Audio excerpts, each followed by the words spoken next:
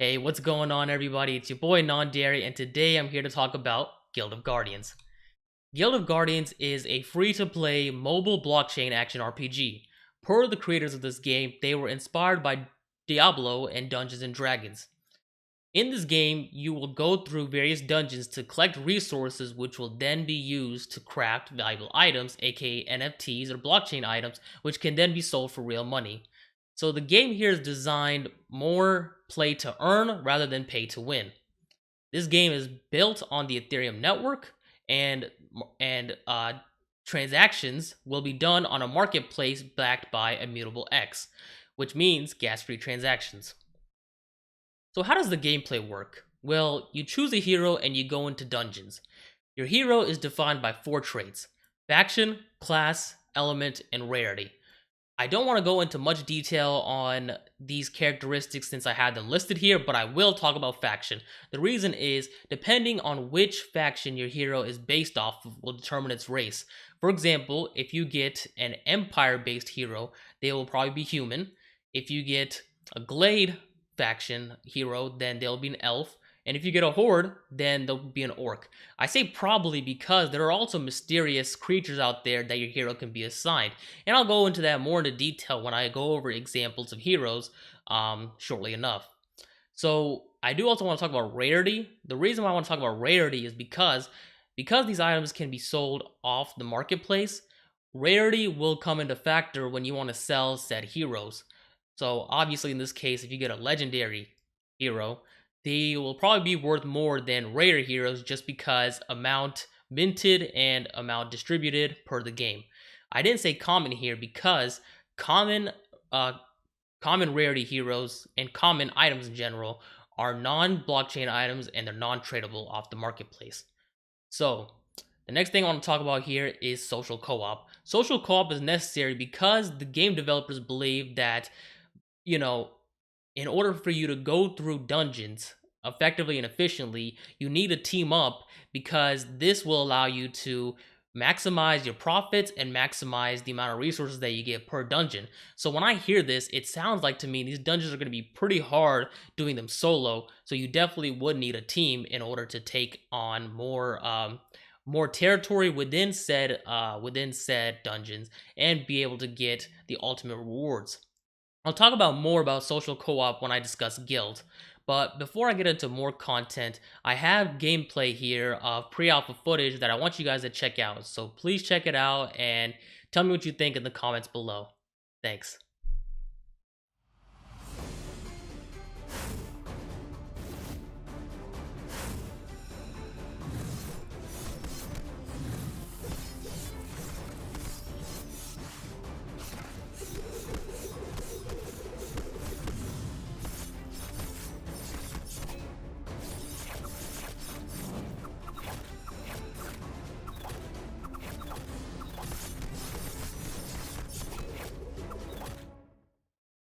I hope you guys enjoyed that pre-alpha gameplay footage as much as I did. I'm definitely looking forward to playing this game when it comes out.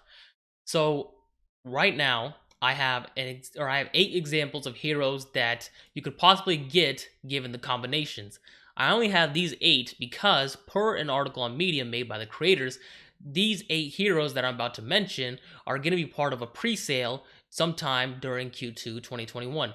Given that it's Q2 2021 right now, the pre-sale could happen next week, the week after, a month from now, I don't know. All I know is that a pre-sale is happening sometime soon. I have 8 examples of said heroes, so let's just get right into it. First example we have here is Helia. Helia is part of the Horde faction, Ranger class, and Fire element. Rufus here is part of the Glade faction, is Ranger class, and has Water element. Do note here that Rufus is not an elf, even though they're part of the Glade faction. I did say that you can get mysterious creatures, whenever you do receive a hero. So that's why Rufus isn't an elf. Next, we have Cyrus. Cyrus is part of the Empire faction, melee class, and has fire element. Next, we have Freya. Freya is also part of the Empire faction, melee class, and has earth attributes or earth elements. Next, we have Leah. Leah is part of the Glade faction, it has mage class and has light element. Next we have Karkuk. Karkuk is part of the Horde class. Do note he's an orc, so I got that right. Um, Melee class and Earth element. Next we have T-Rock. T-Rock is part of the Glade faction, mage class, and has dark element. Finally, we have Tavros. Tavros is part of the Empire faction, has mage class, and has dark element. So now I want to talk about equipment. Equipment is broken down into 4 categories: weapon, helmet, jewelry, and boots. Because there weren't any images of such items, I just came up with my own little mock-up, so please don't roast me in the comments. But do note that similar to hero types, there are also rarities that go along with said equipment. Depending on which equipment you have and equip it to such heroes, it can definitely affect their combat while playing within dungeons. Now, equipment for each hero can either be found within dungeons, created from resources that are found within the dungeon, or even traded within game or off the game. So equipment will never be sold by the creators of Guild of Guardians. Equipment can come with various unique stats and buffs that should be factored into which hero you play with. So next, I want to talk about guilds. Guilds are important because going back to the social co-op requirement per the game creators, guilds allow for players to fully immerse themselves in game and have opportunities to take on the tougher dungeons. Guilds come into 4 tiers: Adventurers Guild, which comes with 20 members; Warriors Guild, which comes with 30 members; Legends Guild, which comes with 40 members; and Mythic Guild, which comes with 50 members. Depending on which guild you have, the guild leader will be able to get such said benefits from transactions that are done by each guild member. So you definitely want to look out for that, and you might want to consider which guild you join when you do play this game. Next, I want to talk about pets. Pets are available to purchase in pre-sale, and pets are classified by either worker type, scout type, or hunter type. So what do I mean when I say that? Well, a worker type pet allows for the passive generation of crafting resources. Scouts increase dungeon item drop chance, and hunters increase dungeon completion rewards. So depending on which pet you have, will determine what sort of incentives you can get while playing within game. So once again, pets will be available to purchase in pre-sale. Afterwards, the pets will then be able to be sold by players in game. I'm not sure if I can provide more context on pets, just because it's not known if pets will also help with combat or not. Next section I want to talk about is how can you earn assets. So one way you can earn assets is by merging heroes. You merge common heroes to get a higher tier hero. So remember that common heroes are not on the blockchain. So if you wanted to get a hero that you wanted to sell off the blockchain and earn assets, well, you would need to merge common heroes to get a higher tier. And in this example, I have a common plus common equals rare. That might not be the said combination, but just a quick little example. And then of course I have the Dragon Ball Z fusion from Trunks and Gotenks. So you already know, DBC fan. How else can you earn assets? You can also earn assets by crafting. Crafting, once again, as I said earlier, you get resources from running dungeons, and once you get said resources, then you can craft NFTs.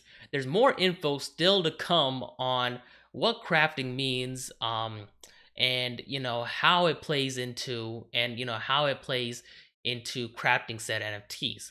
But what I will say is that it doesn't have to be a solo effort. Remember, I said that the creators of the game love social co-op. So let's say you're part of a guild, right? And let's say you have resources that that can't complete an NFT, but there's someone else in your guild that has the resources that you need to complete it. Well, you both can put your resources in, craft the NFT together, and the split, or then it gets automatically sent to the marketplace, and then there will be a split in profits. So once again, social co-op for the win in this game. Next, I want to talk about in-game currency. The in-game currency in Guild of Guardians will be gems. Gems are ERC20 token, which will be issued by Guardians Corporation. And for those of you that don't know, an ERC20 token is a standard that is used for creating and issuing smart contracts on the ETH blockchain. So gems are going to be an important in-game currency because they're necessary in order to mint blockchain items. It's not enough that you get resources within dungeons to craft said blockchain items. You will also need gems to do so. So if you look at the top right hand corner, you can see that I have list of participants and the supply of gems that will be provided to them. There will be a total of 20 million gems that will be circulated over a 4-year period to said participants. So how can we as players earn gems? You can earn gems by being an early backer, which is when the creators of the game will have an initial offering for gems. You can earn them through player rewards or community rewards. Community rewards, I believe, would be something like staking your gems, or player rewards can be earned by simply playing the game. There could be also other player behaviors that affect how many gems you get. For example, if you're a more active player, you're gonna earn more gems than somebody who's less active.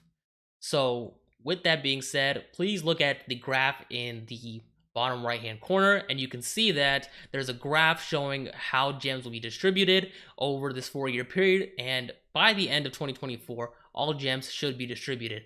So you're probably thinking, what happens after 20 million gems? Well, they might release more gems, or 20 million might be good in terms of circulation.